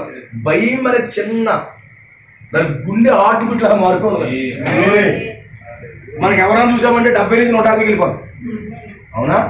కొన్నిసార్లు డౌన్ అయిపోతూ ఉంటాం, కానీ దాని గుండెలో మార్పే లేదు. ఎందుకంటే భయం ఉంటే గుండెలో మార్పు వస్తుంది, భయం లేకపోతే ఆటుకుట్లో మార్పే రాలేదు. నా ప్రియ సోదరి సోదరులు గమనించండి. ఇప్పుడు యెహోవా యందు భయభక్తులు కలిగిన వాడికి భయభక్తులు కలిగిన వాడికి ధైర్యం పడుతుంది. ఈరోజు నీకు ధైర్యం కావాలంటే నీ జీవితం కొన్నిసార్లు ధైర్యం కోల్పోవచ్చు. ఏం జరుగుతుందో నా జీవితము, ఏమైపోతుందో నా జీవితము, నేను ఎలా ప్రయాణం చేస్తున్నానే, ఈ భక్తి అని ఉన్నానే, ఈ వర్తమానం పట్టుకున్నానే, చేతులు చుట్టూ సిల్లి కావలేదే, కొంటాకి ఇల్లు లేదే, పరిస్థితులు బాగలేవే, మెసేజ్ అని వెళ్ళానే, ఇంకో మార్గంలో వెళ్ళుంటే నా జీవితం బాగుండేదే, తీరా చూసి వర్తమానంలోకి వచ్చేసానే అని కొన్నిసార్లు నీకు భయం వస్తుంది. ఖచ్చితంగా భయం వస్తుంది. ఏమైపోతుంది నా పొత్తు కన్నా కంగారు వచ్చేస్తారు.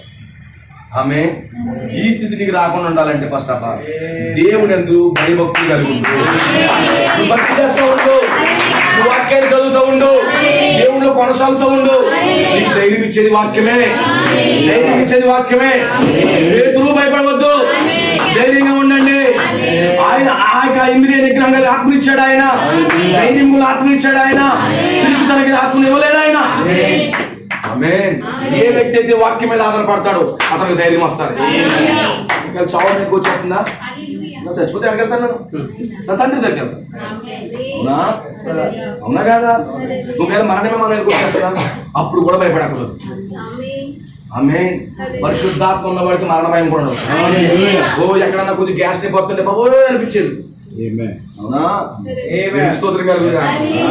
ధైర్యంగా ఉండాలండి. నీ జీవిత విషయంలో ధైర్యంగా ఉండాలండి. కొన్నిసార్లు మనకి జీవితంలో అభద్రతా భావం ఏర్పడిపోతుంది. ఎలాంటిది? అభద్రతా భావం ఏర్పడుతుంది. చూడండి, ఆ షిప్ లో ఉన్న వారికి అభద్రతా భావం వచ్చేసి ఏం చేయాలి అర్థం కాని పరిస్థితి. అప్పుడు ప్రభు వచ్చి ఎందుకు భయపడుతున్నారు, మీరు ధైర్యంగా ఉండండి. ఇప్పుడు ఆ మాటకి వీళ్ళు విధేయత చూపించాలి. మీరు ధైర్యంగా ఉండండి, మీరు భయపడవద్దు, ఆ మాటకి విధేయత చూపించాలి. పేతురు విధేయత చూపించాడు. ఇప్పుడు ఎప్పుడైతే వాక్యానికి నువ్వు విధేయత చూపిస్తున్నావో నీకు ధైర్యం వస్తుంది.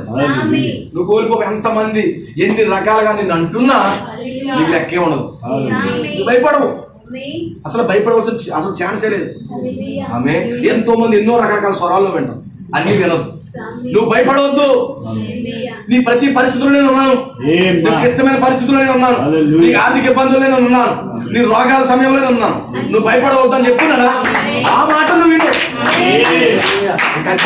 వేరే స్వరాలు ఏం పట్టించుకోవద్దు. నిన్ను అవిశ్వాసం చేసే, నిన్ను బలహీనపరిచే అనేక స్వరాలు భూమి మీద ఉన్నాయి. 20 కోట్ల దెయ్యాలు భూమి మీద ఉన్నాయి. ఏదో సమయంలో నేను నిరాశపరుస్తూనే ఉన్నాయి. వాటి పని ఏంటంటే నిరాశపరుస్తుంది. ఆమేన్. హల్లెలూయా. నువ్వు సంతోషంగా ఉంటే వాటికి ఇష్టం ఉండదు. దేవుడికి స్తోత్రం కలుగుతుంది. ఆమేన్.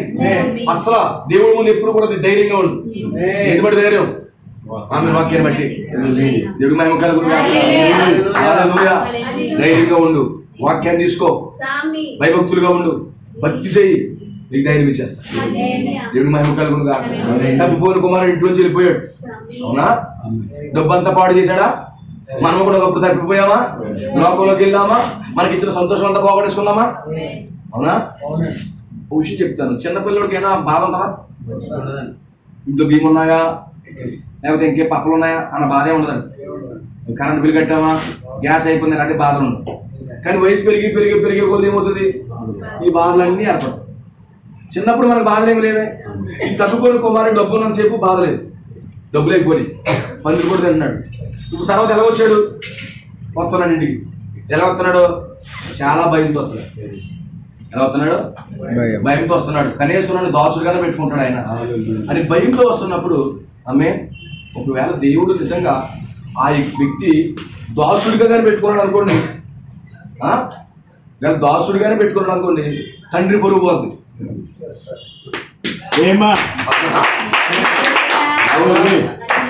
ఇప్పుడు తండ్రి నీ కొడుకు ఎలా ఇరికించాడో చూడండి. తండ్రి నీ కొడుకు ఎలా ఇరికించాడో చూడండి. ఒకవేళ ఎంత తెలివిగా ఆలోచించాడో చూడండి. అక్కడికి వెళ్ళిపోతేనే పనుడుగా ఉండొచ్చు. ఇతను పని చేసుకుంటుంటే తల్లి చూస్తుందా?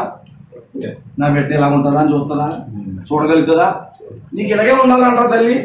ఏ తల్లి అలాగ తండ్రి ఎలాగంటాడా? అండవు. ఈ మనోడు చాలా తెలివిగా వచ్చాడు. అవునా? ఇది అర్థమవుతుందా? ఈ రోజు మన తండ్రి కూడా మనం దాసులుగాను కిందులు వారు కానీ చూడాలనుకోడు. అందుకే నువ్వు ధైర్యంగా వచ్చేసాయి. వచ్చాడు, చూశాడు. ఆమేన్. హల్లెలూయా. ఏం చేశాడు? వెళ్ళాడని వస్త్రం కప్పేశాడు. ఎప్పుడైతే తండ్రి చేత వస్త్రం కప్పబడిందో, ఏ వస్త్రం అది? నీతి వస్త్రము, వాక్య వస్త్రం కప్పబడిందో, ఇక మనం దాసుడు కాదు, ధైర్యం అవుతున్నారు. అన్ని విధులు తిరుగుతాడు. పని చేస్తున్నారా? ఓకే. ఎవరబ్బాయి నువ్వు? చిన్నోడిని. ఎవరికే? ఆమేన్. నేను చిన్నోడిని. ఎస్, మనం చిన్నోళ్ళు. హల్లెలూయా. కానీ వస్త్రాన్ని బట్టి అతనికి ఏమొచ్చేసింది? అధికారం వచ్చేసింది. ఇతను భయభక్తులతో వచ్చాడు కనుక వస్త్రాన్ని పొందుకున్నాడు. ఆ యొక్క ఇంట్లంతలో కూడా ధైర్యంగా తిరుగుతున్నాడు. అవునా? అవునా కదా? దేవుడికి స్తోత్రం కలుగుగా. దేవుడి ఇంట్లో దేవుని పిల్లలు మాత్రమే ధైర్యంగా తిరగరు. చూడండి, ఎంత డబ్బు ఉన్నా భయపడుతూ తిరుగుతారా? ఎగ్జాంపుల్ చెప్తాను. సీఎం పిఎం ఉంటాడు. ఆమె సీఎం వేలు జరిగిపెట్టు. సీఎం పిఎం ఉంటాడు. వాళ్ళు ఖాళీగా బయట తిరగలరా? ఎర్రగిద్దరిని, ఎరగలిద్దరిని, ఎస్కాట్స్ ఒక 18-20 మంది. ఎందుకని? నువ్వు 18 మంది తిరుగుతున్నావా? చెప్పు. నువ్వు 18 మంది పెట్టి తిరుగుతున్నావా? అలాగే ప్రతి ఒక్కరు 18 మంది బట్టి వస్తే ఇక్కడ 100 మంది అవుతారు సంఘం. అవునా? ఇప్పుడు ఎవరికి ధైర్యం ఎక్కువ? వాళ్ళకి ధైర్యం ఎక్కువ, మనకి ధైర్యం ఎక్కువ. మళ్ళీ పైగా ఏమంటారు? నీకు ఎంత ధైర్యం అంటాడు. పక్కనే ఆ సెక్యూరిటీ లేకపోతే నీకు భయం. వేదిక మీద నిలబడి ఎలాగంటాడు? నాకు గుండె ధైర్యం కలిగింది అంటాడు. అవునా? పక్కన సెక్యూరిటీ ఇద్దరు లేకపోతే కంగారు వచ్చాడు. అవునా? వాళ్ళు కాపీ సెంటర్కి వెళ్తాకే సెక్యూరిటీ గార్డులు ఉండాలి. అవునా? అవునా కదా? మాల్స్కి వెళ్తే సెక్యూరిటీ గార్డు ఉండాలి. నువ్వు ఎక్కడ తిరిగినా నీకు సెక్యూరిటీ గార్డే అవసరం లేదు. ఎందుకని? ధైర్యం. నన్ను ఎవరు చేస్తాడు చూస్తానంటాడా? అవునా? నన్ను ఎవరు చేస్తాడు చూస్తానంటాడా? కానీ ఇతను ఏం చేస్తాడు? స్టేజ్ మీద నేను చాలా ధైర్యవంతుని అంటాడు. పక్కలోకి ఏముంటది? భయం వచ్చింది. అవునా? కానీ ఇప్పుడు ధైర్యవంతులు ఎవరంటే మనమే. వాళ్ళకి ఎప్పుడు ఏమైపోతుందా, ఏం జరిగిపోతుందా అని చెప్పేసి భయం. ఎవడో చోటు చేస్తాడు. ఈరోజు ఆ భయం మనకు లేదు. దేవుడి మహిమ కలుగును గాక. ఎప్పుడైతే తప్పిపోయిన కుమారుడు వస్త్రం ధరించుకున్నాడో ఇంట్లో రాజకుమారుడు తిరిగెత్తాడు. అవునా? ఎలా వచ్చాడు సారు? దాసుడు ఉందామని వచ్చాడు, కానీ రాజకుమారుడు తిరుగుతున్నాడు. అవునా? దేవుడి మహిమ కలుగును గాక. హల్లెలూయా. రాజకుమారుడు ఎక్కడున్నా రాజకుమారుడే. అవునా? రాజకుమారుడు పందులు పుట్టు తిన్నా రాజకుమారుడే. బీర్ షాప్ కూడా ఉన్నా కూడా రాజకుమారుడే. అవునా? అవునా? తిరిగి వచ్చాడా? మన ప్రవక్త ఏం చెప్పాడు? బానిసలు కొనుక్కునేటప్పుడు కొంతమంది బానిసలు కొనుక్కున్నారట.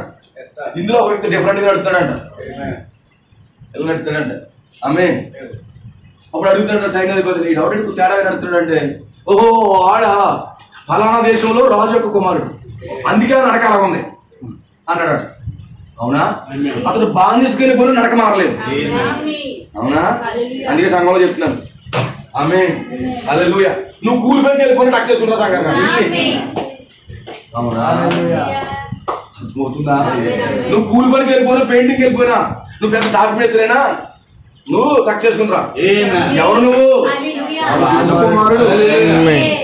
దేవుడికి మహిమ కలుగును. ఎందుకంటే మనం రాజకుమారుడు అయి ఉన్నాం. ఎందుకని? వస్త్రం ధరించబడి ఇప్పుడు ధైర్యంగా తిరుగుతున్నాం. అందుకే వాక్యముతో భయభక్తులతో జీవించిన వాడు ధైర్యంగా ఉంటాడు. అతనికి భయం ఏమి ఉండదు. నెక్స్ట్ ఏం జరిగిపోతుందో, ఏమైపోతుందో చింతే లేదు. అందుకన్నాడు, మీరు చింత యావత్తు ఆయన మీద మోపెత్తాడు. అంతే, మోపమన్నాడు కదా, మోపెత్తమే. అవునా కదా? ఓ నీకు ఏదైనా లోటు ఉంటే చెప్పాడు అనుకో, మరి చెప్పకపోతే నీదే లాసు. అవునా కదా? నీకు లోటు ఉంటే నాకు చెప్పేదని ఉందన్నాడు అనుకోండి, ఏమనుకుంటారు గాబేల్ గారు, మళ్ళీ ఫీల్ అవుతాడు. ఏమనుకుని వెళ్ళాను అనుకో, ఎవరి క్లాసు ఆయన అడుగుతాడు, నేను అడిగినాను కదా, నీది తప్పు నా తప్పు కదా అంటాడు. ఆల్ రైట్, అది కరెక్టే. ఇప్పుడు నీ చింత యావత్తు అంతా నా మీద మోపమన్నాడు. మరి నువ్వు మోసుకోకుండా ఆయన మీద మోపే. ఆయన అన్ని నీ చింత, నీ బాధ, నీ వ్యాకులము, నీకు మనోవిచారం అంతా మోస్తాకు వచ్చాడు ఆయన. అవునా? గుర్తుపెట్టుకుని నీ వెనకాల ఉన్నాడు ఆయన. నీ బాధ అంతా వెనక్కేసే. బాధ వస్తుందా? వెనక్కేసే. ఏడు స్తోత్రం కలుగుతుందా? హల్లెలూయా. అందుకే అంటాడు, నీకు ఎంత కష్టం వచ్చినా నువ్వు విశ్రాంతిలోకి వెళ్ళమంటాడు. ఆమేన్. నీ విశ్రాంతిలోకి వెళ్ళి నీ సమస్య ఆయనకు అప్పగించమంటాడు. అది ఈరోజు మన సమస్య అంతా ఆయనకు అప్పగించుకోవాలి. మనం మోసినంత కాలం ఆయన పోయాడు. అవునా? నాకు ఉదాహరణ చెప్తాను. ఈ బైబిల్ ఉంటుంది. ఒకవేళ నాతో పాటు నా సోదరులు నా బైబిల్ మొత్తం ఉంటుంది. ఒక్కోసారి తీసుకుంటారు, ఇచ్చిన భాస్కర్. ఇప్పుడు నేను లాక్కుని ఆయన లాక్కుంటే ఉపయోగం ఏమైనా ఉంటుందా? అవునా? మొత్తం అన్నాడు కాబట్టి ఏమంటాం, సరే నా బైబిల్ పోయి బ్యాగ్ మోసే అని చెప్పేసాను. అవునా కదా? అవునా? ఇప్పుడు ప్రభు అన్నాడు, నీ పాపాలను ఇచ్చే అన్నాడు. అంటే నేనే మొత్తాను అనుకో, ఎక్కడ కూర్తుంది? ఇప్పుడు నా బైబిల్ మొత్తాను అంటారు వీళ్ళు. మొయ్యండి అని చెప్పి ఖాళీ మొత్తం చేతులు బరువు లేదు. నాకు చేతులు బరువు లేదు, చేతులు ఆగేది ఏమి ఉండదు. ఆ బీడ్శాలకు వెళ్తాను, కూర్చో ప్రసంగం చేస్తాను, మళ్ళీ బైబిల్ బ్యాగ్ తీసుకుంటారు, కాల్ పెట్టేస్తారు. ప్రాబ్లం ఏముంది? ఇప్పుడు అలాగే మన ప్రభు మన కష్టాలు, మన బాధలు అన్ని కూడా ఆయన మోస్తాను అంటున్నప్పుడు మరి నువ్వు ఎందుకు మోసేసుకోవాలి? అంటే నీకు బాగా శక్తి ఉందా? ఊళ్ళని పొచ్చేస్తే జాగ్రత్త. మోసి ఏమవుతుంది? ఇలా అయిపోతాయి. ఇంకా అందుకే ఎక్కువ అమ్మా నవ్వుకుదంతా ఆమేన్. నువ్వు ఎక్కువ మోసేసుకుంటావేమో. ఇప్పుడు ఆయనకి ఇచ్చాయి. నీ బాధలు ఏమన్నా, నీ దుఃఖం ఏమంటే, ఆర్థిక పరిస్థితులు ఉంటాయి, ఆయనకి అప్పగించాయి. నువ్వు ధైర్యం వెళ్ళిపో.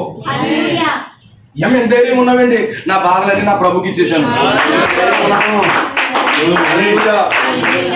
అర్థమవుతుందా? ఇప్పుడు ఆయన ఏదో ఆయన అఫీషియల్ గా తిరుగుతాకి రాలేదు, నిన్ను అఫీషియల్ గా తిరుగుతాకి ఆయన నీ వెనకాల మొత్తం వచ్చాడు. అవునా? నీకు అర్థమవుతుందా? నీ బాధ అంతా ఆయన మోయడానికి వచ్చాడు. మనకు భయే బాధ ఉన్నా ఆయన లోకానికి ఎందుకు వచ్చాడు చెప్పండి? లోకానికి వచ్చింది లోకం అంతా మోయడానికి కాదు, ఈ లోకంలోనే నీ భారాన్ని మోయడానికి వచ్చాడు. అవునా? నీకు ఏ భారం ఉంది? నాకు ఎన్నో భారం ఉందండి. కూతురు చక్కబెట్టాలి, కొడుకుని చక్కబెట్టాలి, ఈఎంఐ కట్టాలి, అవి కట్టాలి, అవి బాబు నాకు ఇది ఉంది, అది ఉంది అనొచ్చు అని చెప్పేస్తాం. అందరికీ ఉన్నాయి. ఈఎంఐ లేని బతికే లేదు. అవునా కదా? ఇది ఇలా కట్టేటప్పుడు ఇంకో మెసేజ్ వస్తుంది, రెడీ చేసుకోండి డబ్బులు అంటాడు. 2 రోజుల్లో మీ అకౌంట్లో వేసుకోకపోతే మీ చెక్ బౌన్స్ అయిపోద్ది అంటాడు. దేవుడికి స్తోత్రం. అది ముందే చెప్పేస్తాడు ఈఎంఐ డేట్ వస్తుందని. నీ అకౌంట్లో ఎంత డబ్బులు ఫలానా టైంకి పెట్టుకున్నాడు. అందరికీ బరువులు ఉన్నాయి. కానీ ఇప్పుడు ఏం చేయమంటాడు? ఆ బరువులు ఆయనకోమంటాడు.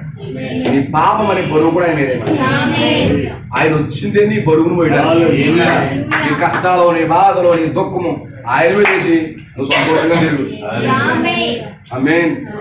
అలాగే తిరుగుతుంటే ఏమనుకుంటున్నారు? ఇది ఏ బాధ లేదా ఊరు పుట్ల పడ్డాడు అనుకుంటున్నారు.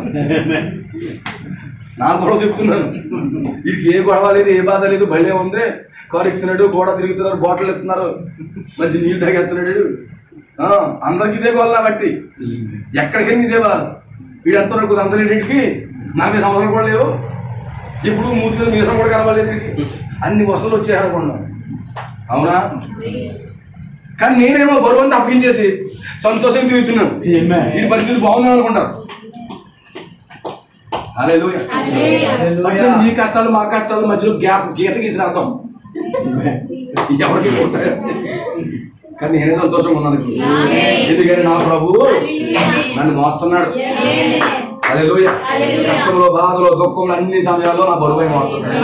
ఇప్పుడు ఆయన మోస్తున్నప్పుడు లాక్కున్నాను అనుకో, ఇలా లాగేసుకున్నాం అనుకో, సరే మోసుకో, ఎంతకాలం మొత్తం మోసుకుంటాడు. ఇంకెప్పుడు కూడా మనం దుఃఖంతో ఉంటాం. అవునా? మనం మోసే దుఃఖం మనకి అప్పగించేద్దాం. ప్రతి బాధ కష్టంగా అప్పగించేయండి, నీ ధైర్యం ఉంటుంది. ఆమేన్. అందుకని నీ చింత యావత్తు నా మీద వేసే, నీ ఒరిసి ఎవరు నా మీద వేసే, నీ బాధ ఎవరు నా మీద వేసే. అసలు నీవన్నీ మోయడానికి వచ్చానే బాబు. ఈ రోజండి క్రీస్తు యొక్క రాకడ అర్థం కాలేదండి ప్రజలకి.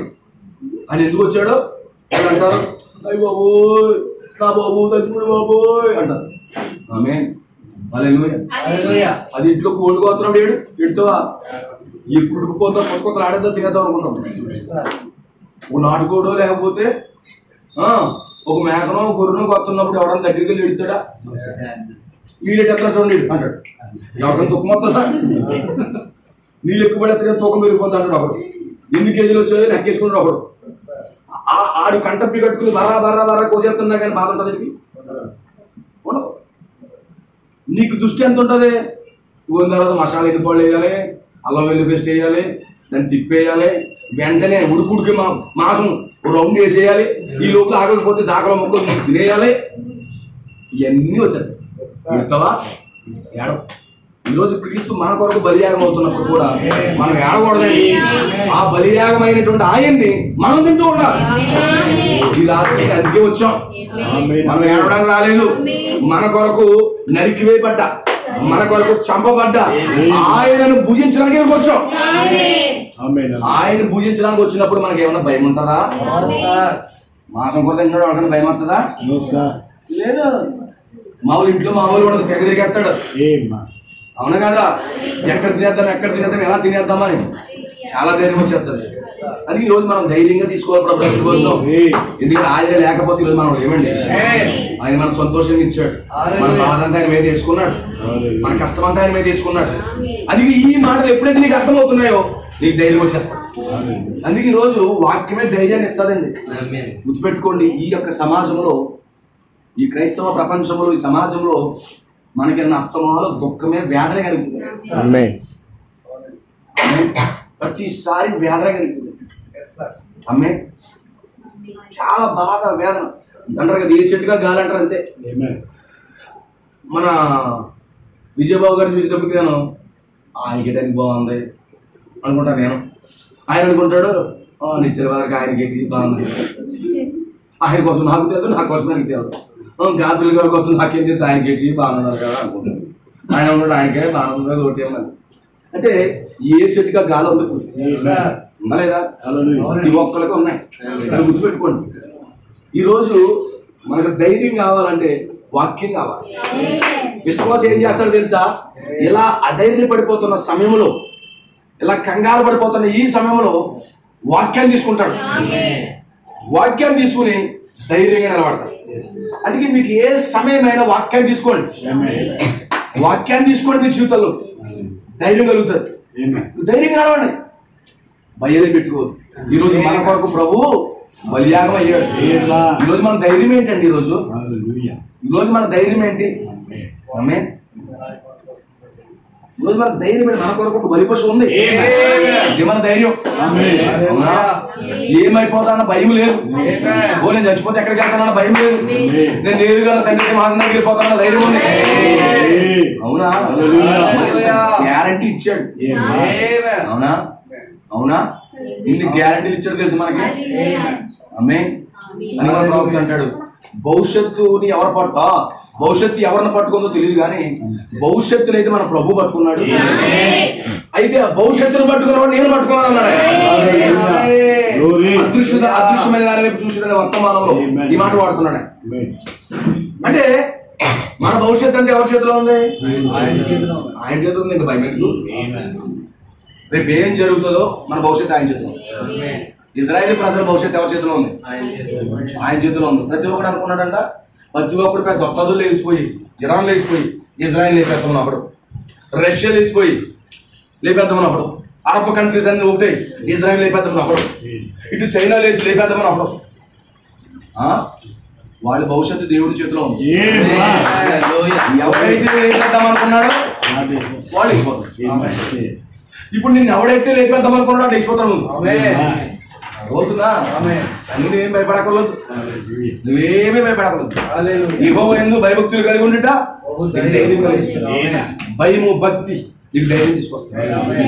భక్తి చేయి, ప్రార్థన చేయి, బైబిల్ చదువు, సహవాసం దగ్గర నీ భక్తి జీవితాన్ని కొనసాగించు, నీకు ధైర్యం వస్తుంది. లేదా నీకు భయం ఎందుకు వస్తామని? చిన్న గ్యాస్ కానీ ఇటు నుంచి పొడి చేసిందంటే బాబోయ్ తీసుకెళ్ళంటారా బాబోయ్ అంటాము. అవునా కదా? ఎక్కడైనా భయమే కదా? అవునా కదా? కానీ ధైర్యం ఎక్కడ వస్తుంది? ఈరోజు ఈ యొక్క వ్యాధులు చూసి, ఈ లోక పరిస్థితి చూసి మనం భయపడేది. వాక్యాన్ని చూసి భయపడి భక్తి చేస్తూ ధైర్యం పొందుకోవాలి. అదే అడుగుతుంది. నాకు చాలా మెసేజ్ ఉంది, నేను ముందుకు వెళ్ళకపోతాను. ఆమేన్. గుర్తు పెట్టుకోండి నా ప్రియమైన సోదరి సోదరులు, ఈ రాత్రి గమనించండి. మిమ్మల్ని ప్రోత్సహించడానికి వచ్చారు ఇక్కడ. మీతో పాటు నన్ను నేను ప్రోత్సహించుకున్నాను. నా జీవితంలో కూడా చాలా నిరాశ ఎక్కువ, చాలా ఎక్కువ. ఏదో చెవులోంచి ఫలానా వ్యక్తిలాగా అలా నిన్ను అంటారు అనుకునేది నేనేం చేయలేక, లేకపోతే కొన్ని పరిస్థితులు కనపడతాయి, అనేక రకరకాలుగా మాట్లాడుకుంటున్నారు, అన్నీ ఉంటాయి. కానీ ఎప్పుడైతే వాక్యము భక్తి చేస్తున్నామో, అందుకే నన్ను భక్తిని ఆపొద్దు, నీ భక్తి జీవితాన్ని ఆపొద్దు. భక్తి ఎప్పుడైతే చేస్తున్నావు నీకు ధైర్యం వచ్చేస్తుంది. నీకు ధైర్యం కావాలంటే భక్తి చెయ్యి. నువ్వు సన్నిధి మానకు, పరిశుద్ధాత్మతో నింపబడు, వాక్యముతో నడిపించబడు, వాక్యం మీద ఆధారపడు, నీకు ధైర్యం వచ్చేస్తాడు. ఇంకా అంతకంటే గొప్పదేంటి? అవునా? నీతిమంతులు సింహం వలె దేని బట్టి ధైర్యం? వాగ్దానాలు బట్టి. వాగ్దానాలు ఇచ్చాడా? వాగ్దానాలు ఇచ్చాడా? ఆయన గొప్ప వాగ్దానాలు ఇచ్చాడు. అనేక వాగ్దానాలు బైబిల్లో ఉన్నాయి మనకి, ప్రామిసెస్. మన మేనిఫెస్టో చాలా పెద్దది ఉంది. మేనిఫెస్టో నువ్వు చదువుకోలేవంతే. వేదంటే గవర్నమెంట్ వాళ్ళు, ఆయన ఏమో 9 అన్నాడు, ఈయన 6 అన్నాడు. మేనిఫెస్టో సింపుల్ అయిపోతుంది. వాళ్ళు నెరవేరుస్తారు, నెరవేర్చడం ఆ ఇష్టం, మన సంబంధం లేదు. కానీ మన ప్రభు అయితే ఖచ్చితంగా నెరవేరుస్తారు. మన ప్రభు ఖచ్చితంగా నెరవేర్చే దేవుడు. ఈ వాగ్దానాలన్నీ ప్రభు ఇచ్చిన మేనిఫెస్టో, అవన్నీ చదివి ధైర్యంగా ఉన్నాడు. అవునా? ఇది మన గవర్నమెంట్ రాబోతుంది. మన గవర్నమెంట్ రాబోతుందా? ఏంటి గవర్నమెంట్? ఈ లోకపరమైన గవర్నమెంట్ కాదు, మన గవర్నమెంట్ పరలోక గవర్నమెంట్. అక్కడ ఎలాంటి ఆ యొక్క అక్రమాలు ఏమో ఉండవు, అక్కడ నీతి మాత్రమే ఉంటుంది. దేవుడికి స్తోత్రం కలుగుతుంది. ఆ గవర్నమెంట్ కోసమే ఎదురు చూడాలి. ఈ భౌతికమైన గవర్నమెంట్ లో వీళ్ళ కోసం కొట్టుకోవడం చేసుకోవాలి. కానీ ఆ గవర్నమెంట్ లో అలాగే ఉండదు. గమనించండి. భక్తి చేయండి, ధైర్యం పొందుకోండి. భక్తి చేయండి, దేవుని సన్నిధికి రండి, వాక్యంతో నడవండి, ప్రార్థన చేయి, ఉపవాసం ఉండు, ఆల్రెడీ ప్రార్థన చేయి, వాక్యంతో నడువు, నువ్వు ధైర్యం పొందుకోండి. ఈరోజు మనిషి కొనవలసిన ధైర్యం ఒకటి ఉండాలి. ఎన్ని డబ్బు ఉన్నా భయంతో ఉపయోగం ఏంది? అవునా కదా? ధైర్యం కావాలి. ఆ ధైర్యం ఎలా వస్తుంది?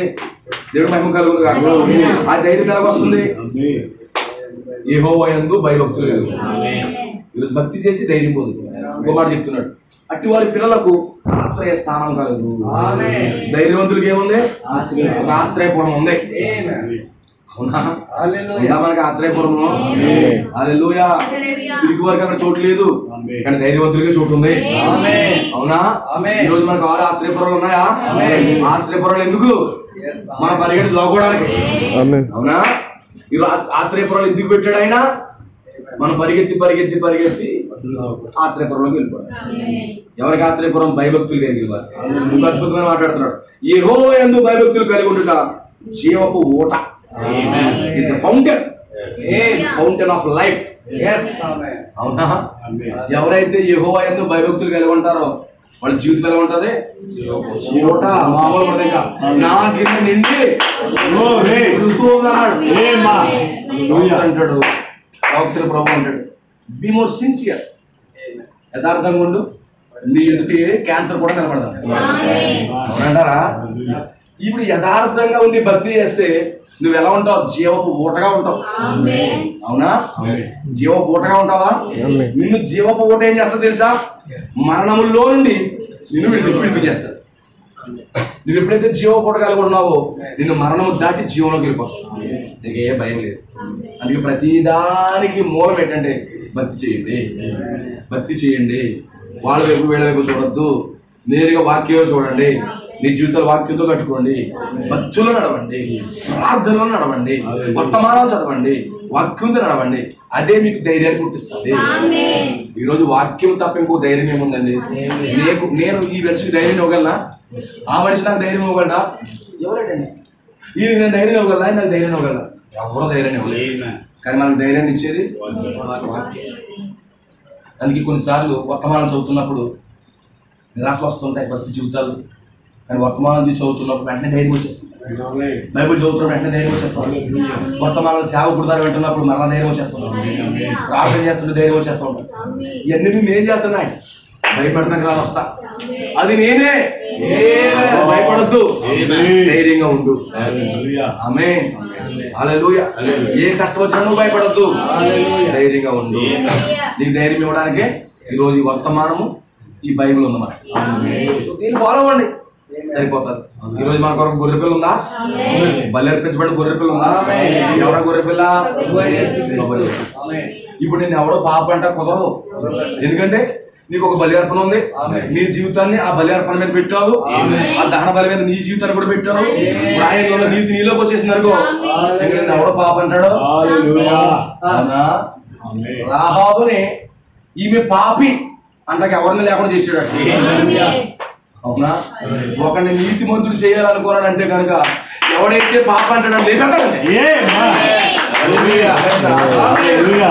స్తోత్రం గారు. రాహాబు మీద ఏలు చూపు చూడలేడు.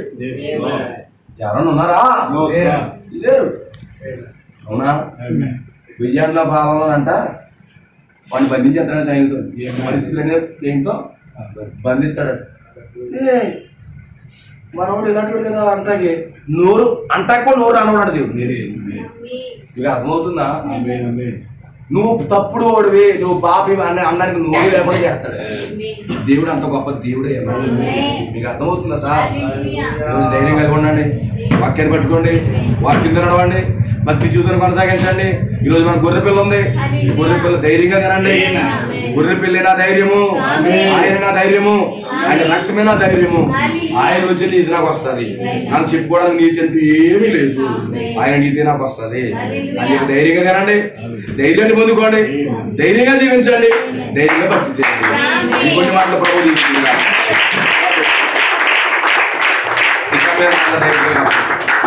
ప్రార్థన చేసుకుంటాం.